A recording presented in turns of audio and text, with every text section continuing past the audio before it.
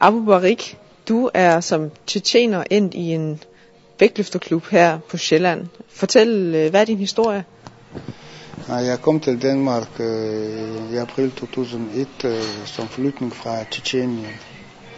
Og så efter jeg har fået opholdstilladelse, flytter jeg til Nykøbing Mors, hvor har jeg boet 5 år. 2 år har jeg arbejdet som SF'er i Børnenes Friskole i Nykøbing Mors. Og så bagefter fik jeg stilling for Dansk Røde Kors som netværksmedarbejder. En, der hedder Tage Vestergaard, som er medlem af Ålholm Idrætsforening, han fortalte mig en dag, at der blev en gammel russisk vægtløfter rundt. Og det var ikke min forestilling, at han skulle løbe rundt ude på fodboldsbanen. Når han er russisk vægtløfter, så er det herinde, det skal foregå. Jeg spiller fodbold hos veteraner Ålholm. Ja. Men der var vel siden en lokal, hvor vægtløfterne træner. Nogle gange jeg savner den til, som jeg har selv været vægtløfter. Der arbejder som træner Finn,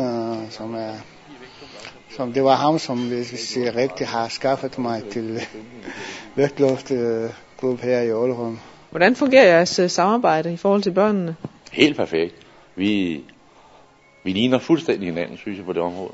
Fordi der er ikke noget med, vi har ikke lavet nogen aftaler om noget, ikke? Men sådan som jeg krammer børn og snakker med dem og snakker deres sprog, og det, jamen, pludselig så gør Abu det samme, så det er flot.